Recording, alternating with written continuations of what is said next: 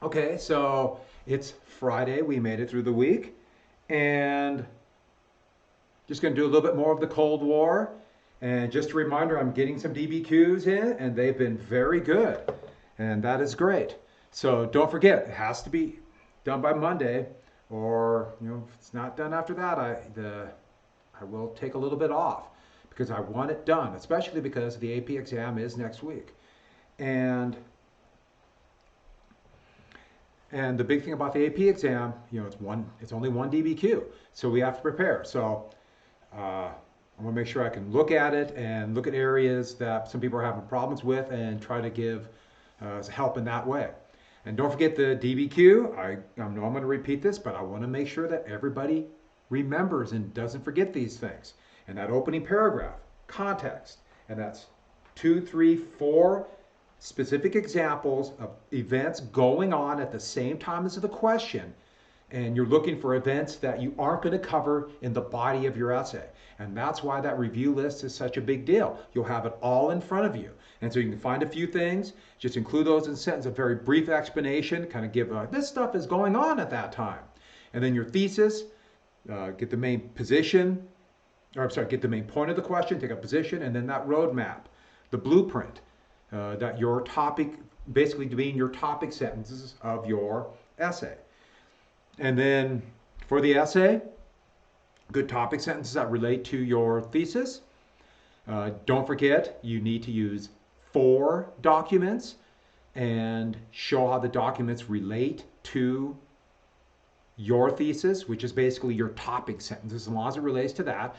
Show that show some kind of outside information, some factual information you can relate it to directly, and do not quote. This has to be in your own words. Okay, you could use one 5-sentence quote, but they're not looking for people to quote. And don't just summarize what's in the document. You have to show what's in the document that relates to your thesis. Make sure everything relates back to your thesis. And then, of course, for 2 of them, you must explain that HAP thing. I'm always awkward calling it that, but show why that person has the bias with some historical events in that era, the point of view, or purpose. And so, and then a couple more examples of outside information. If you're starting to run out of time, the paragraph to skimp on is the closing. And I'm just going to keep repeating this so you just don't think about it, you just do it, because 45 minutes is going to fly by like that. One more thing. So that's what you have to have, at least 4 documents relating back to your thesis, and 2 of those documents show HAP. If you can get that 5th document in, because as I understand, there's going to be 5 documents on this exam. If you can get that 5th one in, get it in. Hedge your bets. If you want to show HAP for 3 of them, hedge your bets. Just make sure in case they don't see, in case they throw out one, you still have something in reserve. Now, if you don't have time, press for time, ignore that. And also for the review list, I gave out a very basic sheet of 1896 to 1945. I cut it in half of what I originally put because I was thinking it's going to be relatively fresh in your mind. And all I want for that is just 1 or 2 words. You don't have to put out full explanations. Something that would trigger your memory. So for example, I have Social Security, or Social Security, just put down something like old age pension in Townsend, because remember Dr. Francis Townsend. Or if it has Keynesian economics, something to the effect of demand side, and then government aid for workers to try to increase wages. Or you just put government aid and then wages. Something like that. Something that will trigger your memory, because it should be fresh in your mind. All right. So, other than that, I'm going to reward you immensely for that. As I told you, it's going to be 400 points for the whole thing. I'm also going to add additional 50 points for that last thing on Monday, approximately 10:30. That might have to shift because we always have meetings on Monday, and it's something I got to do. You know how life is. But I am going to have a review session, and I'm going to go over those first 2 pages. I'll go over any questions you have, and I'll go through particular things that I think you need to have. And the whole big thing about that is You might have written things down, you might think you have it, but it's so easy to forget something.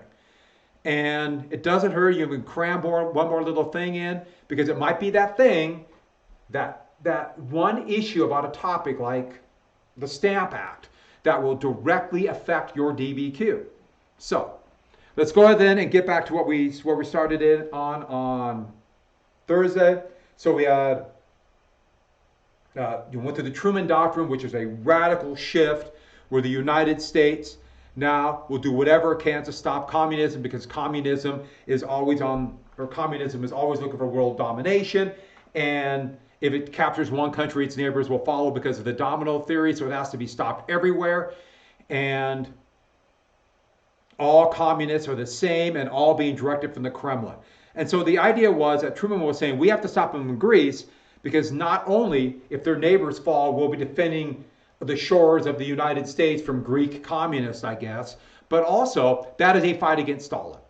Now, Truman was just trying to scare people to get the bill passed. But once he did that, it changed politics forever, because he made it such a big deal that no politician had the guts to turn around and say that my opponent, or that no politician would have the guts to say, okay, Greece was important, but Korea isn't, because they know they would be so attacked by the opposition party that they're soft on communism, that nobody would have the guts, and they just kept ratcheting up all of this. And then we also mentioned the arms race. Oh, one more thing we should add. The United States then dramatically switched policy to not only aiding military aid to countries around the world, which the US had never done before, but we ignored the democracy as long as they're anti-communist.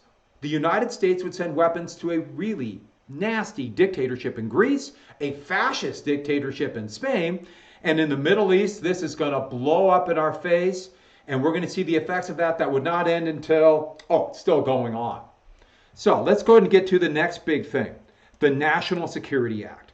And this would dramatically change American government to this day. I cannot emphasize what a big deal the National Security Act was. I think I went through all this. Department of Defense, didn't we get all the way to here?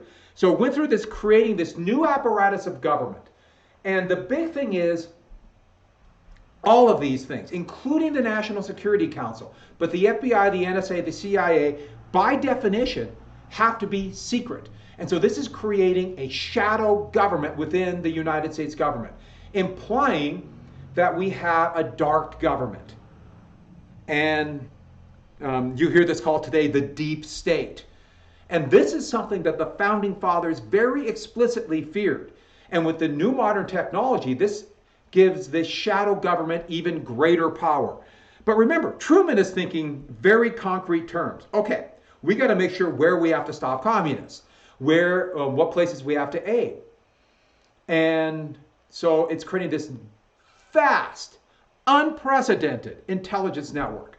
It was never, ever like this before 1948, ever, period. This is like I said, a hinge moment. It's hard to find a bill that has more greater impact than the National Security Act. And what this is going to create, one of the big things is, it dramatically increased the power of the presidency. Soon they would call it the Imperial Presidency. And this would allow the president to take warlike powers without a declaration of war. And so the first off, those very awkward, I just thought they were just kind of funny looking, pictures of those 9 presidents, those are all the Cold War presidents. And all of them would take this power, and every single one of them, for the most part, would expand on the power. The president would get more power, and they would take it, and take it, and take more, and take more. In fact, the only president that, in a way, kind of tried to limit that power was Jimmy Carter. And he would be bitterly attacked for being soft on communism. And when I put down the warlike powers without a declaration of war, well, what I mean is this. In the new world, going to 1948, with the realization that someday the Soviets are going to have an atomic bomb, and both sides are working on missiles, the president might not have any time to go ask Congress for a declaration of war. If intercontinental ballistic missiles are spotted flying over the Arctic, We have half an hour at the most until the missiles impact. There's no time to act Congress. The president has got to be able to have the power to react immediately without a declaration of war. And if you hear that, that is rational. A potential enemy must know that they would be attacked with great force if they ever attack the United States. This will deter attack. There's a logic to it. But you can imagine, once somebody gets this power, they might take other national security threats and go to war without a declaration of war. And so every president, for the most part, would do that. Every single one on this list and every president to this day. So Truman would go into Korea without a declaration of war. And that's why I put down Asia, because so many of these conflicts would be in Asia. But Kennedy and then especially Johnson. Vietnam War, no declaration of war. All the way through, President Reagan invaded a little tiny island called Grenada and other ones, but without a declaration of war. George W. Bush in Panama. All the way to President Trump, or President Obama and President Trump. Now, we are bombing and attacking countries all over the world at this moment. And so with that, this allowed for the presidency, the National Security Act, to operate in a veil of secrecy. This is what I meant by a shadow government. And I mentioned that before, but I really want to emphasize this. Because think about what happens with spies. So we have spies. CIA sends agents out. They can't operate in the open. They can't walk around and say, "Hi, I'm from the CIA. Tell me what's going on here. How many missiles do you have?" They can't do that. They have to operate secretly. So that means the government has to be operating secretly. And if the United States gathers information, they gather intelligence on the Soviet Union, like, for example, break the World War II wartime code, which was a huge coup at that time.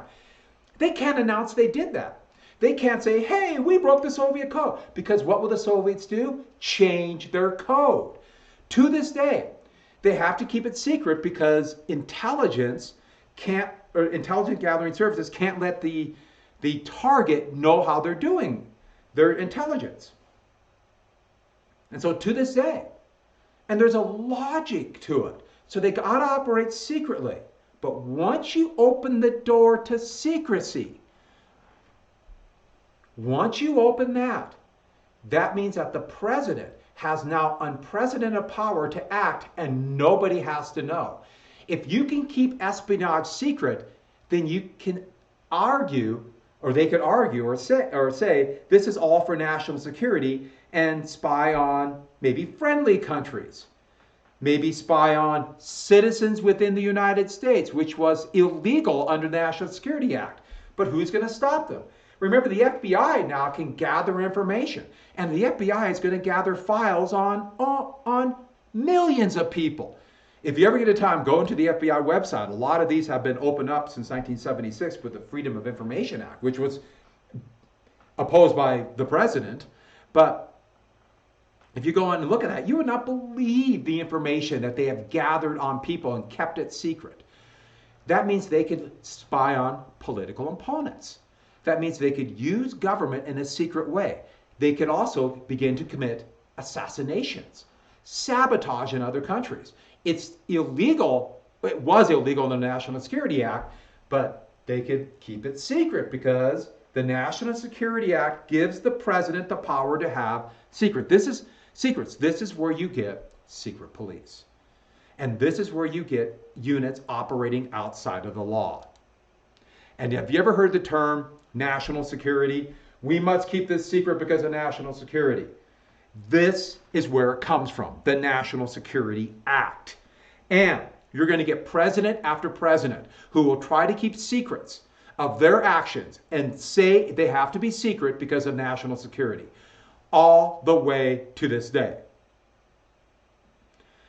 President Nixon, most famously, tried to keep actions he did and tapes he recorded of the Oval Office by claiming national security issues. I cannot do that. And that's where the whole term called presidential privilege gets its real power, by saying we might be discussing national security issues and we have to have free conversations and therefore they must be secret. all the way through today. President Trump was able to not testify, to not participate in the impeachment hearings after he was impeached by saying, I do not have to give up any of that information and issues we were doing because it deals with national security. And since he was not pushed by that, in fact, the Senate did nothing, he was acquitted. Now, you could argue he should have been acquitted or not acquitted, but he kept all the information secret because of national security. So, what this is going to mean is that the United States is going to be in pretty much constant war for the entire Cold War era. The United States will be involved in military actions, bombing, almost this entire time. Here's a pretty remarkable graph. All these, the areas in red, are the percentage of people's lives that the country has been at war. And you can see all these. So 1905, there's been 30%. And you notice it goes a little bit over 50% for everybody born in the 50s. So if you take the eras of the late 1960s, half the people's life was involved in war.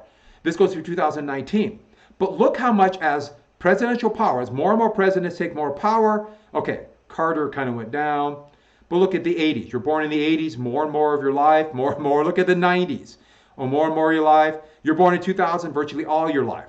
All of you have never known a time where the country has not been involved in a low-grade total war. The U.S. has been involved in war your entire life.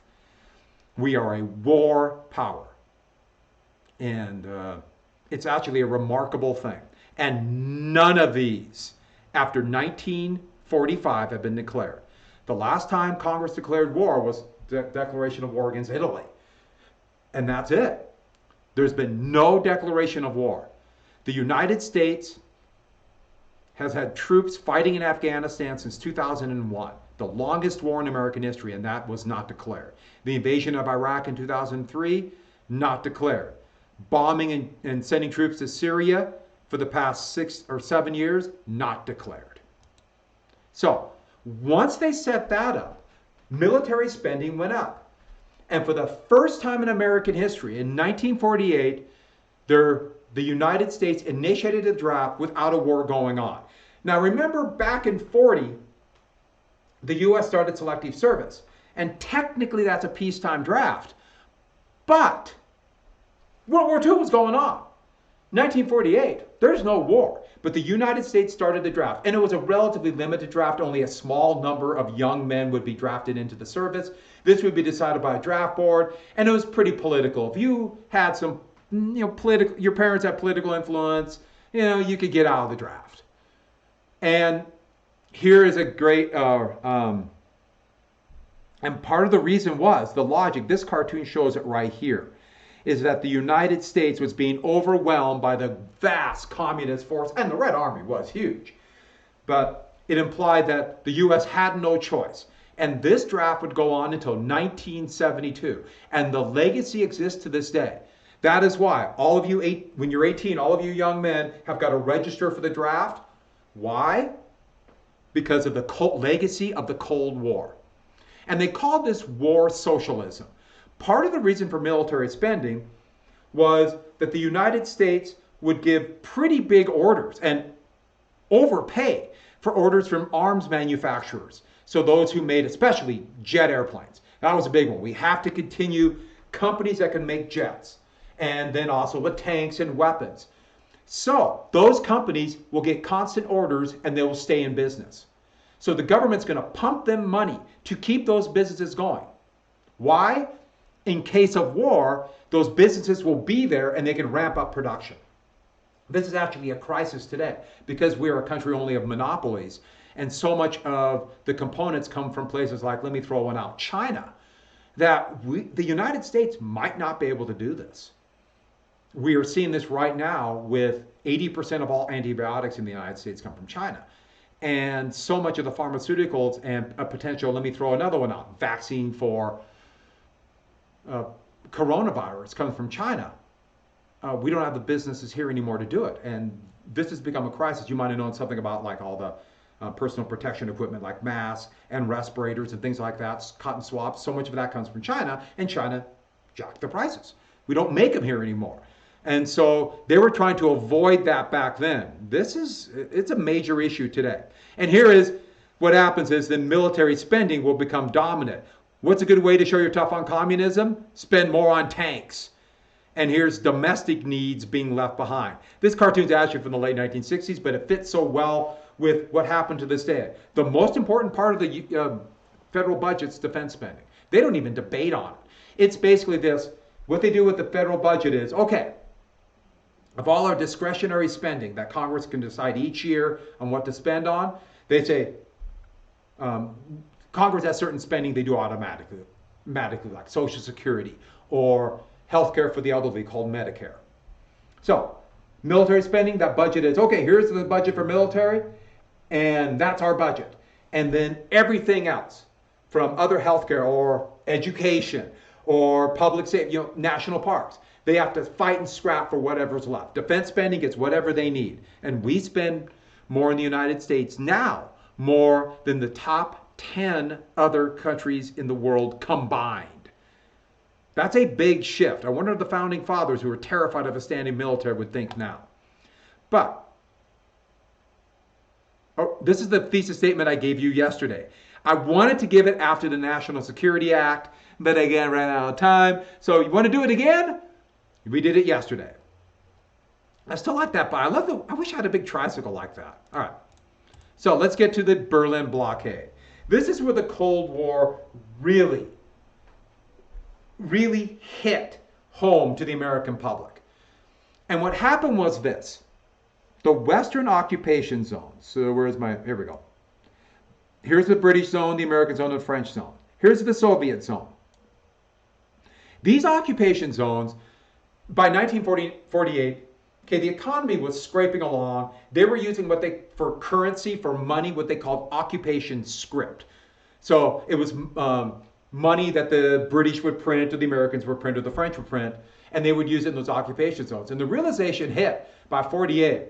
There's too many disagreements to come together to unify Germany. We need some kind of common economy for this. And so they announced that they're going to create a common currency for these three occupation zones. It will be called the Deutschmark. The Deutschmark. Before their currency was the Reichsmark, now the Deutschmark. And the big thing about this was the Soviets were furious because creating a common currency for those three zones, in essence, is creating a country. These three occupation zones will have a central bank, a common currency, and that will tie them together with a country outside of this eastern zone. In essence, they're creating what will soon be called West Germany. And so this was a big step and a very provocative step. And so you could take the logic whatever you want, but Stalin saw this for what it is. The United States, Britain, and France are creating an independent West Germany. And to his point of view, this is the greatest threat imaginable. Why? Why was this his greatest fear? I've mentioned this once before, that the Western allies are going to come together someday, rearm Germany, and send them back. Already, 2 times in a century, 2 times in less than 50 years, 40 years, from this moment, Germany has attacked Russia. They beat them in World War I, the Soviets won in World War II, but they'll send them again. And this was Stalin's fear. Now, looking back, that seems so irrational. The Western occupation zone, soon to be West Germany, was in absolute disarray. They were devastated by the war. Most of the cities were still rubble. There were still hundreds of thousands of refugees, actually over 1 million if you count refugees from other countries, still in Germany. If this was no. But Stalin didn't care, as he sought this provocative move. But let's look at the map. Berlin, which also has 4 occupation zones, is in the middle of the Soviet occupation zone. Now this was planned basically by staff members at Yalta, just trying to organize this. All right, so for the American, British, and French sector, just for supply, just kind of logistically, we'll lay out an air route for each one of the three, and along about the same route will be one road, an Autobahn, and one rail link that will be dedicated for the Americans, the British, and the French. It wasn't meant to be like this corridor. It was just like laying out, that was the one we'll use. And so what Stalin did, and he had been doing this since 46, they would play games with the land routes. Say, oh, we got to block off the road to repair it. Just to kind of play with the supplies. Well, when this came, he decided, and I know it's hard to see, it was a great idea, maybe, but the Soviets decided to permanently block the land routes. Now, they tried to say, we're blocking them because the bridges are damaged and all that, but everyone knew, this is the blockade. They're going to blockade the land routes to starve out the American, British, and French sectors. And it's not just the three brigades that the three countries had in there. Brigades they had about 5,000 men. Well, all three sent an armored brigade, tanks. That's also half the population of Berlin. So we're talking about 3 million people that relied upon the food coming into these occupation zones. And so this was a dramatic increase in tension. Now, Stalin is basically giving the United States a choice. Oh, I thought I typed this in. I did not type this in. You must write this in. And your choice is this. Let me write this in. This is one of the things, this is something I had last year and I just improved on. But if I was here talking to you in class,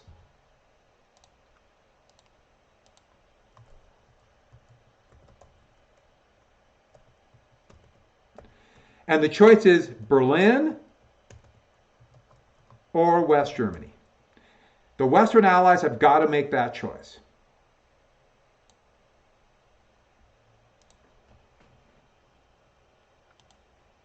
Oh, I got a question. I'm sorry, I totally missed it. Is that the basis of National Treasure 2 Book of Secrets? National Treasure 2 Book of Secrets defines everything that we know about American history.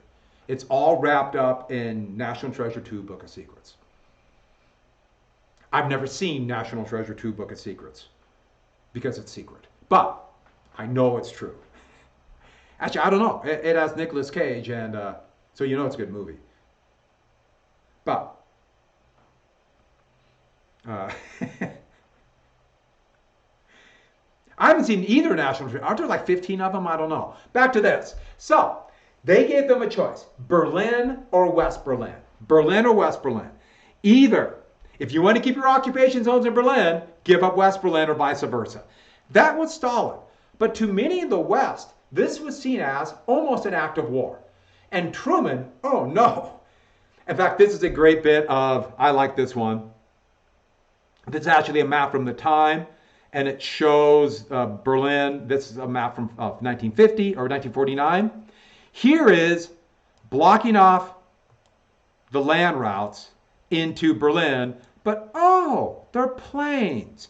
And Truman made the decision, since Stalin was not, and could claim, I'm not totally blockading them off, the air routes are out open, a 10-month airlift called the Berlin Airlift would take place.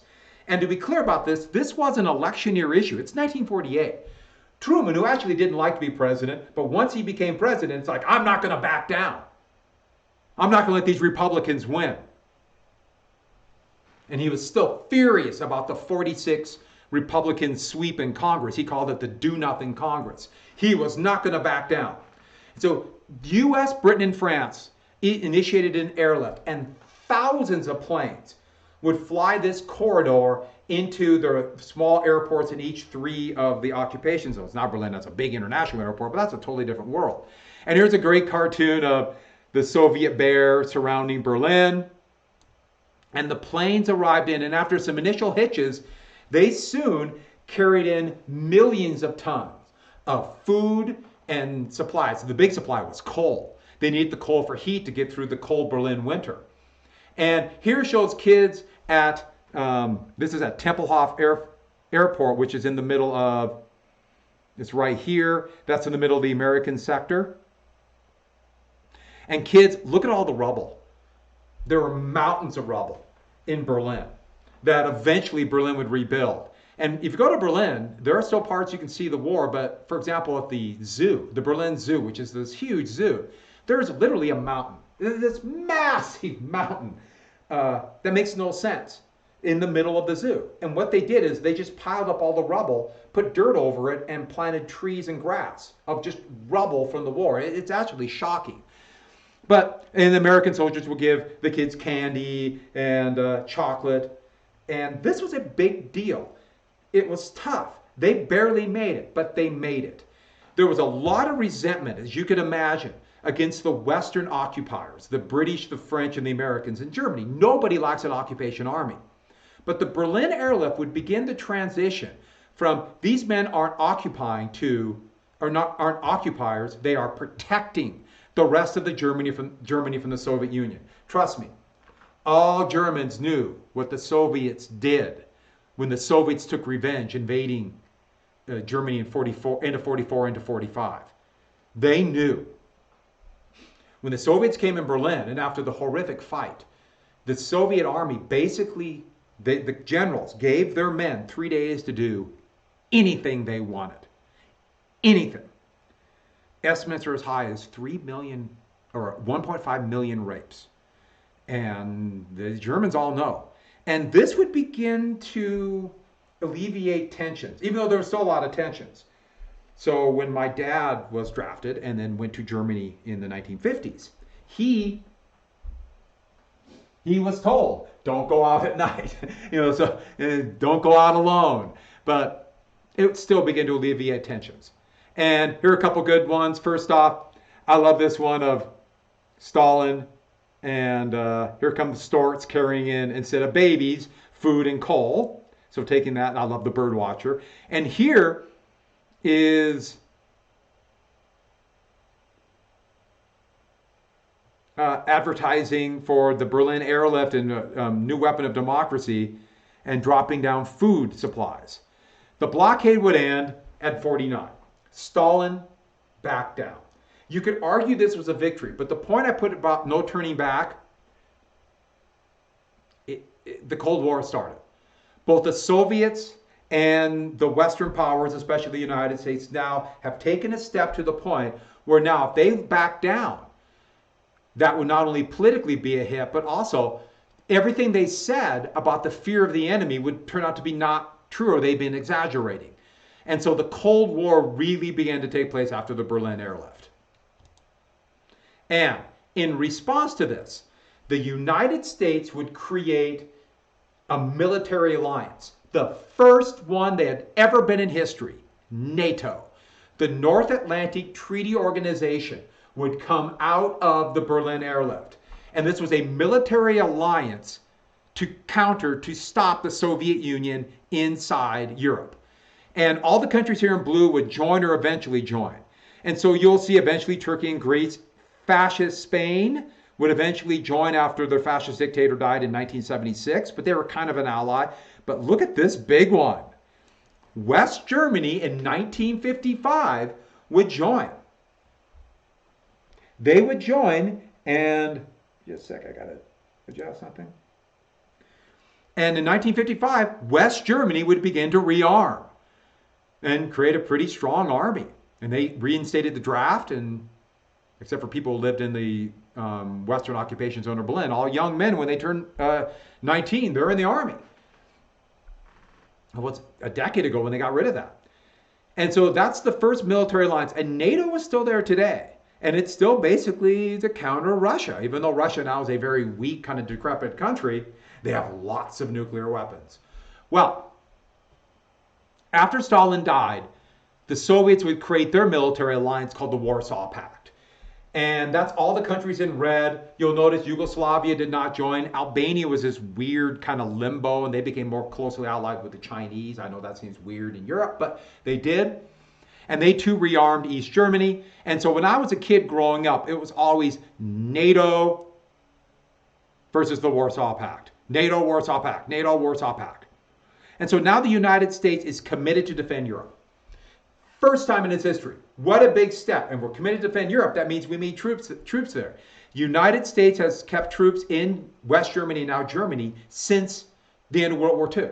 We still have 100,000 troops in Germany, even though the Cold War is long over. Well, one of the most important international, but also domestic events would happen. This is another one of these wartime conferences, and one that nobody talks about, but it had immense impact. And here are some of the members of Bretton Woods, and this was a resort in upstate New York at a hotel called Mount Washington Hotel. And here representatives, economic representatives, finance, like the Secretary of Treasury for the United States met, and they're thinking, how do we avoid more panics in the post-war world? The economic panic, or the financial panic that made the Great Depression so long, as they saw it, led directly to fascism. How do we make sure that fascism does not come back? But also,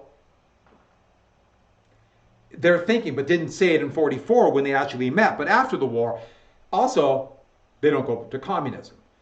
Because severe economic insecurity leads to fascism. That's the decision they made. And seeing economic security and the growth of fascist parties around the world today, they appear to be right. And what they need is a stable financial system for the entire world based upon the United States dollar. Why the United States dollar? This was reluctantly done, but the U.S., they knew, was going to come out of World War II, at least compared to its former competitors and other countries around the world, much stronger economically. And so the U.S. will be in the position to have this strong dollar. And that is why it's the kind of legacy has gone to today. The dollar is the base currency, or the kind of currency of last resort for all the world. And I should add, I almost forgot something. So all currency around the world would be essentially based upon the United States dollar, and then the dollar would be kind of backed on gold. So they went back to a quasi-gold standard just for the US dollar, with the idea being for the rest of the world, we always know we have a stable currency regardless of what happens. In 1971, the United States would go off the gold standard, and we are not on that today. Gold standard has a lot of problems, which I've mentioned before. But they also basically said that the entire world, okay, as it would turn out, be the Western world, is going to be Keynesian. So all of Western Europe, Japan, the United States, Canada, most countries will adopt Keynesian economics. And so this is going to be the Keynesian era. And so liberal economics would dominate from the Great Depression all the way through to the end of the 1970s all over the world. And there would be a conservative revival in the late 1970s, especially in the United States and Britain. And they also are going to set up this system called social democracy. Social democracy is basically we're going to keep a regulated capitalist system, but with social guarantees. So things like everyone's going to have an old age pension, and every place except the United States would have health care. Every place, including the United States, would have relatively free college. When the conservative revival happened, that ended. As you well know, we're in a conservative time, and college is incredibly expensive. And if there's bad economic times, there'll be immediately what they call economic stabilizers to make sure that everybody has a wage. The U.S. never really did that, and that's a problem today. If you go to places like right now in Germany, for example, is guaranteeing everybody 90% of their wages, even though most businesses have shut the door because of the coronavirus. And so businesses are staying open, workers will go right back in when they start reopening. We don't have that here. So who knows what's going to happen. This would fall apart though in the 1970s as conservatism would take over, or another term for conservatism is neoliberalism. And neoliberalism, they're very close to conservative economics, and we've had, for example, President Trump is conservative. President Obama was neoliberal, and both net effect conservative. So with that, Bretton Woods was a big deal. And after the financial crisis in 2008, there was a lot of cry for we need another Bretton Woods, but Under conservative economics, the top gets very rich, and they didn't want to change that. This might be another time right now. But one of the big things that happened was there's going to be a post-war. Just a sec. Sorry. Okay. The post-war world really, what's going to be, they're really concerned about what's going to happen. Especially, what about all the soldiers that come back from the war and then are mustered out? And so we go from 15 million men in the Army to 1 million men in the Army in 1 year. What about those 14 million men? Are they going to have jobs? That was a real crisis. What about all these people now are going to be looking for work? They all remember the 1919-1920 depression after the war. And so one of the first things they did, and this started with President Roosevelt. Roosevelt would get passed the GI Bill of Rights. And this would pass over conservative opposition in the Republican and Democratic Party. These kind of things, remember we talked about trickle-down economics. If you're conservative, you do not like things like the GI Bill.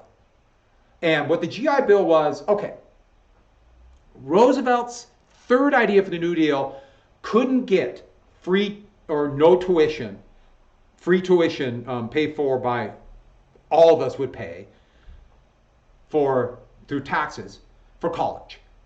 He couldn't get that, but what he got passed was, for the most part, free tuition and college aid for veterans.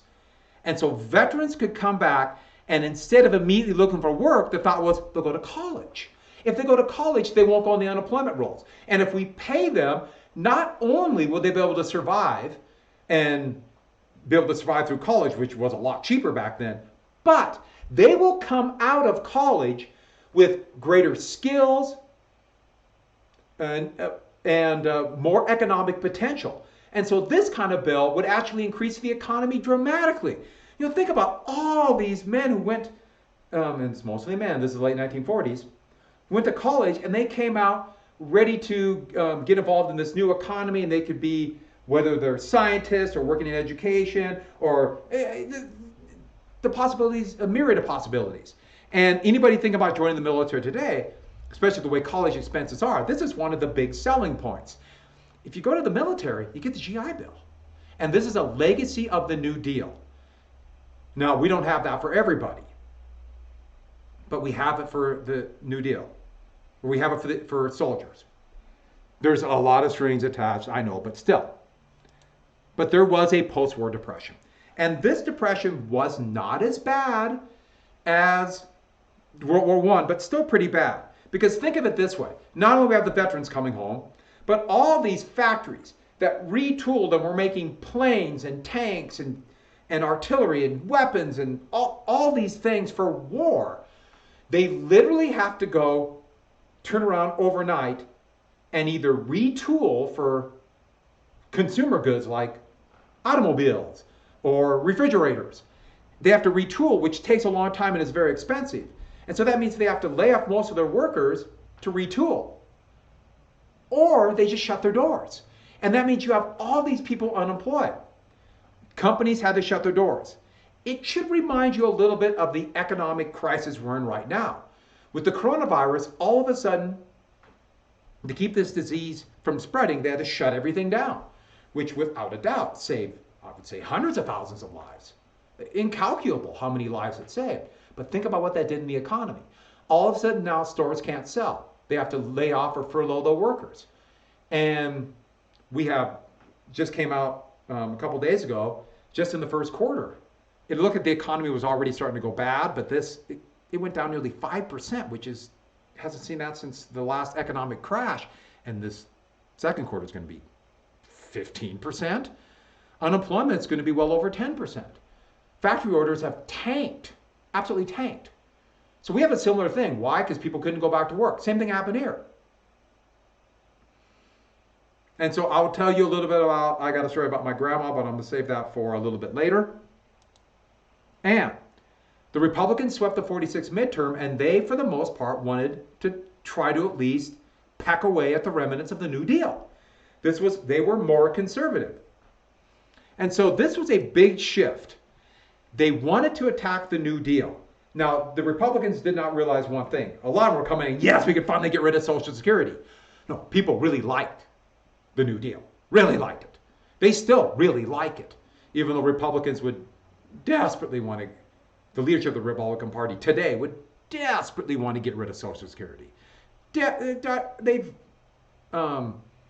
nearly destroyed the Wagner Act. They still want to do that, but attack the New Deal.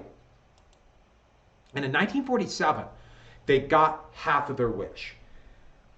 A bill that would pass called the Taft-Hartley Act, with conservative Southern Democrats and most Republicans. And this was an incredible anti-union bill. It really attacked the Wagner Act. Truman vetoed it. But this would begin the process of eroding labor unions. Almost 40% of all workers were in a union, and that had the effect for workers, the salutary effect of workers who weren't in union to get higher wages because companies didn't want a union. But this would give companies the tools that as soon as there is a president who's anti-union, to begin to destroy labor unions. And that's what's going to happen under President Reagan, who is very anti-union. And we've had, for the most part, anti-union presidents ever since. President Trump is incredibly anti-labor union. And the big thing about this was anti-union. It made it more difficult for unions to vote, to become a union. It allowed, it began to set the stage to weaken unions, to have people not actually join the union but still collect the wages. And it banned sit-down strikes that were so effective. Taft-Hartley was one of the biggest bills ever. Yeah, that would be huge. Every Democrat would always say they opposed it, but they couldn't get it through Congress. And then when the Democrats became significantly more conservative, they kind of just forgot about it. And we'll see that late 70s all the way through today. And so the election of 1948 would be one of the biggest elections in American history because it's post-war, but after years of the New Deal, will the country continue that? And President Truman, who, like I told you, really didn't want to run. In fact, a lot of Democrats didn't want Truman to run again, but they felt they were kind of stuck. Truman was not very popular. After the initial euphoria of the war ending, he was blamed for the bad economy and the high prices for the post-war world. And so he came up with his program called the Fair Deal. Gee, I wonder where he got that idea. But to finish the New Deal. So we had Teddy Roosevelt's Square Deal, then the New Deal, and now the Fair Deal. Remember, Wilson would have New Freedom, and John Kennedy got New Deal, Fair Deal. He decided to go with New Frontier. And LBJ would have the Great Society. So the Fair Deal, and that's to finish the New Deal. And that's to try to get as much of the old New Deal that was possible, like higher wages, to do something about housing short. There's a massive housing shortage, etc. But let's get to the big elements of it. The three big elements was he wanted massive aid for education, and that included free tuition. He wanted to finish that. And so the GI Bill was part of that and sold. They sold it for that because the idea being, hey, it worked for soldiers, why not for everybody else? A highly educated population will not only help the economy, but will strengthen the foundations of the United States and make it a country that others can admire around the world to stop communism. Next, he wanted national health insurance. So the U.S. would provide health care, health insurance through the Social Security system. And the whole idea with this was, the realization was hitting people by the late 1930s, but into the 1940s. As healthcare became actually more effective and able to save people's lives, so people began to trust it and want to use it, and hospitals became a place where you could go and be cured, it became shockingly expensive. Most people cannot afford healthcare. I couldn't. Almost none of you could afford healthcare. That's why we have insurance.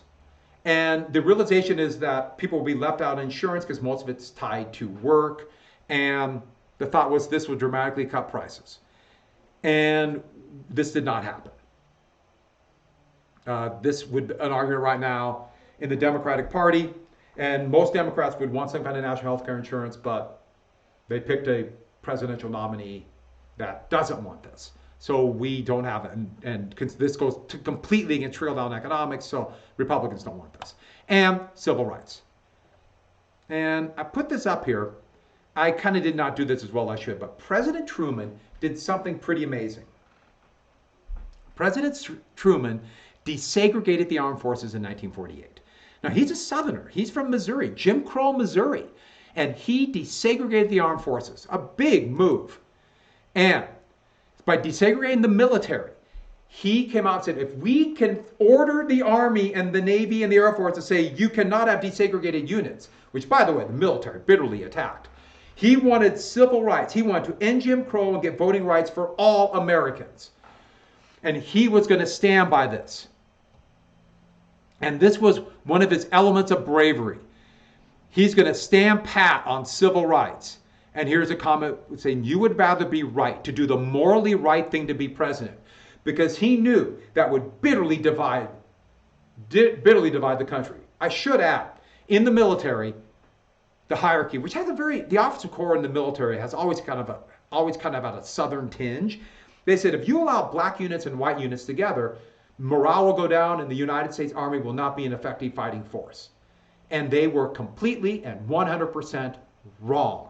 And this was proven time after time before, that black soldiers, white soldiers, they all can and will fight well. And Ulysses S. Grant knew that back in 1865. They said the same thing when they allowed women into the armed forces. Morale will tank and the army will be destroyed. They said the same thing when they allowed homosexuals into the armed forces. The army will fall apart. And no, it did not. And so this was they always said it would fall apart, and it never has. In fact, it became stronger. So this was a very liberal program. And he knew this would be divisive, because it was. When this came to the convention, Southerners walked out. The same thing happened back in 1860 when Southerners walked out of the Democratic Convention. Southerners walked out, and here they are with a procession. And they called it the States' Rights Party. And here's the resolution by the Democratic Party in Mississippi. And what were they arguing against? No civil rights. Segregation forever. And you might notice something. There's the Mississippi flag. Yes. They put the Confederate battle flag in there, and that would become the symbol of anti-civil rights.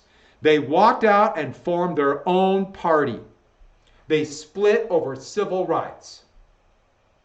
They formed the States' Rights Party. But the States' Rights Party became code. It became code for segregation. Code for segregation. Just as during the years before the Civil War, states' rights was a code for whatever it takes to protect slavery. States' rights became a code for segregation, and these people in the country do not believe that all Americans deserve equal rights. Equal rights is communism. That's what they said. And they called themselves a States' Rights Party, but everybody quickly referred to them as Dixiecrats. That should sound familiar. Dixiecrats were the name of the former Confederates who became the government of the states of the former Confederacy in presidential Reconstruction right after the Civil War. So they took that name. There's no hiding what they believe. And they picked the governor of South Carolina. South Carolina, does that sound familiar? He would be their presidential nominee, Strom Thurmond. And Thurmond would eventually go to the Senate, and he would serve until he was 100 years old. He died, get my years right, 18 years ago. But he became the symbol of segregation, and he ran. And there's no hiding what the Confederate battle flag became a symbol of. The Confederate battle flag had basically gone away after the initial lost cause stuff and all of that up to the 1920s. The Confederate flag was around a little bit, but it came out with a vengeance. after World War II as a symbol of anti-civil rights. So people who burnish the Confederate battle flag today, they might not think they're making a symbol. They might not think that they're making a political statement, but they are. And they're making the argument that some people are not equal to other people. That's what they're saying. And I get really mad when somebody says, no, it's not. I'm just showing the history of the Confederacy. Well, what do you think the Confederacy was? And so that was what the Confederate battle flag turned out to be. And they would burnish this all over. I should add, Strom Thurmond would start in the 1960s. Truman will begin the process of making the Democrats the party for equal rights. And Republicans, who also were kind of split on this, Lincoln was a Republican. The Republicans in the 1960s, as a political move to get former Southern Democrats in their party, they became the party against civil rights. And Strom Thurmond would be a really important one. He'd be the first major political figure who was a Democrat to switch to the Republican Party over civil rights. And it didn't, lots of reasons why he did it, but that's a big move. And so here's a quote from Thurmond at their ad hoc states' rights convention. There's not enough troops in the Army to force the Southern people to break down segregation and admit the Negro race into our theaters, into our swimming pools, into our homes, and into our churches. That's what Thurmond said. No, they will not be equal and be given equal rights. And by the way, the homes, their big fear was marriage between the races. They call miscegenation. Even though Thurmond, as it appears, would turn out he arguably raped his maid who was black, but he could do whatever he want, right? And so look at all the Confederate battle flags being waved, and there's holding up a picture of Robert E. Lee. So the Democratic Party looks like it's fatally split. And then it looked like it might be split three ways. Former Vice President Henry Wallace, he would decide he was going to run for president under the Progressive Party. And this shows it as, here's Truman trying to keep the Democrats together, and here's Thurmond taking the conservative Democrats and Southerners with him for states' rights. And here's Wallace, who said Truman is not only not doing enough for the New Deal, Truman is leading the country to World War III. Wallace said that the Truman Doctrine and the National Security Act was too strong, and Stalin was not that big of a threat. Now, I should add two things. First off, Wallace was right. Truman greatly exaggerated the threat of Stalin.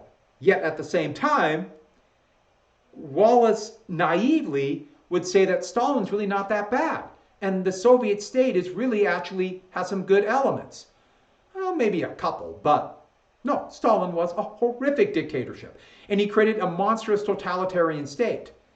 And so that he lost credibility. But with the Democrats split three ways now, it really looks like whomever the Republicans put up would win. And they put up the man who ran against Roosevelt in 1948. Now the governor, former governor of New York, Thomas Dewey. And Dewey was a liberal Republican. He basically accepted the New Deal, most of the elements. He did one of these, I will accept elements of the New Deal and what the Democrats have done, but I'll do it better. Conservative Republicans were furious. Conservative Republicans thought that they had been undermined by urban liberal Republicans. But the thought was Dewey didn't have to do anything. Just sit back and let Truman's unpopularity combine with the Democrats being split, and he would become the president. And if you look at that picture of Dewey, and this was actually a big joke, that is the photographer. This is one of my favorite stories. The photographer went to Dewey. I should have before that. Dewey had a reputation of being a hard worker, but very stoic. He was not a man known for small talk or smiling or laughing. He just had that very straight face. And the photographer said, "Would you please smile?" And Dewey said, "I am smiling." That's his smile. That's Dewey's smile. That was the closest they could get to a smile. They called him the little man on the wedding cake. But the brand new science of polls done by a company called Gallup, which still does polling to this day, thought that Dewey would destroy Truman, absolutely destroy him. Wallace might get 10% of the vote, Thurman will get all the southern states, and Dewey will clean up.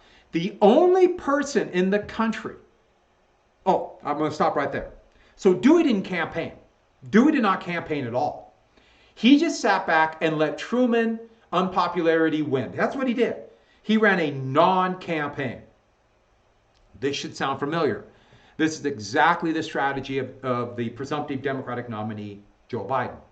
He is going to run a non-campaign and let Trump's unpopularity be enough to win. That's what appears like it's going to happen. It might work, I don't know. But Trump is not very popular overall, but he's incredibly popular. He defines the Republican Party. So Trump has very enthusiastic voters, and this kind of has a feeling of the same kind of thing. Truman understood that the New Deal was popular. Truman understood that even though some people might, the feeling was he was unpopular, he was the president when they ended the war. He represented the New Deal. And he ran an aggressive campaign, a whistle-stop campaign on FDR's old train, the Ferdinand Magellan, and would give whistle-stop. In fact, this is the last of the old-style campaigning that went from about 1796 to 1948, pre-television. This is the first actual, both conventions were televised on the brand new media of television, first ones ever. But Truman went around the country, and he was not very good at giving a formal speech, but he could give a stump speech and get people riled up. And he had a way of connecting with regular people. That was a great gift. And he berated the Republican Congress, and he berated Republicans. And how are you going to let them come in and steal your Social Security? How are you going to let them come in and destroy your labor union that's finally giving you good jobs and job security and a way of life that you can enjoy? How are you going to let them in who opposed our war effort the way we fought? You're going to let these malefactors of wealth in. I mean, he bitterly attacked them. And there was always somebody in the audience who sometimes was, everyone thought it was planted, but it just became a thing to do. Truman would be going and they'd all be cheering, and he'd say, "Give him hell, Harry." And he'd say, "If you send me back, I'll do it." Everybody thought Truman would win, or Truman would lose, except for Truman. Yet when the elections came out, it was clear very quickly that Truman, the first states who came in, Dewey won these states up here. And thought, Dewey's going to win a big victory. And newspapers sent out a few newspapers sent out their special editions, Dewey wins. And then all these other states came in. And Truman won a huge victory. Up to 2016, this is considered the greatest political upset in presidential history. Thurman did win some states, and this is be a major impact down the road. This is the end of the beginning of the end of the solid Democratic South. Soon it would become Republican. And a lot of Wallace supporters liked Wallace, but decided, if I vote for Wallace, it will help Dewey. So they voted for Truman. Here's one of the most famous cartoons in American history, or headlines in American history. And Truman is holding up just, Dewey defeats Truman. That's the day after, the Chicago Tribune, which was a pretty Republican newspaper. But during the election, Dewey refused to try to use red baiting, saying that Truman was soft on communism. And so after this election, to the GOP, to the Republicans, the gloves are going to come off. And they are going to do everything to attack Truman and say he's soft on communism. And this is going to lead to the most bitter politics in American history. Well, some of the most bitter politics in American history. And, 2016 arguably was a bigger political upset. It might be. Everyone thought Clinton would win, and she did win the popular vote. But Trump did win 3 states that Clinton just assumed she would win. Pennsylvania, Michigan, and Wisconsin by only 70,000 votes total for all three states, which is a drop in the bucket. And so, it was a perfect storm against Clinton, and Trump was elected president. So that's why it might be a bigger political upset. By the way, last thing for today then. Remember these three things? When the Republican gloves came off, and also conservative Democrats, Southerners allied with them, none of those happened. There'd be no tuition. There'd be no national health insurance, and civil rights did not happen. None of those passed. And the biggest reason why there was no civil rights, no free tuition, and why we do not have guaranteed health insurance outside of jobs in the United States. Why? Racism. Racism. Conservative Republicans allied with conservative Democrats against national health care insurance by saying, if you allow national health care insurance, that means blacks will be in the same hospital as whites. And that is why the legacy of racism goes on to this day. Remember, we have over 30 million people just lost their jobs, and most people, their health insurance is tied to jobs. That's why they don't have guaranteed jobs. And in a pandemic, that's a really big deal. But that's why there's no free tuition. Blacks will get that tuition. And that's why there's no civil rights. Big deal. Okay, I went a little bit longer than I went, but I always do. What the heck? I want to get through the election of 48. So, no additional homework. You have review packet, DBQ. I know it might look like a lot, but that review packet will help you immensely. If you go back through and feel confident about what you're going to do for the test, you'll feel so much better. I believe it is a truism. I will plow through the DBQs and have them graded hopefully by Wednesday. It takes longer. DBQs take a long time anyways, and it takes a lot longer on the computer. It takes a lot longer. I'm sorry, that's just the way it is. But remember, if you're not done by Monday at midnight, I will take 10% off. I want this done. I'm going to reward people who get done. I gave you a week, and I gave you all the material. 4 paragraphs. Do it.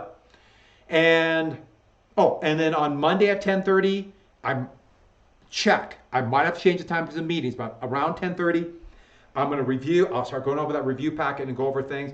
I'm also going to give you a few things, a list of things for you to think about just kind of think about thesis statements, possible essay topics. I'm guessing, but just kind of look at to get your mind kind of focused on it. And also starting next week, we're still going to do practice thesis statements, but I'm going to start also doing practice thesis statements just in the middle of my normal class. Do it on things like the Revolutionary War. Just start thinking about it. All right. On that note, I am done. Please have a good weekend. Weather's supposed to be pretty nice. It might rain this afternoon, but boy, it's beautiful right now. All right. Have a great day.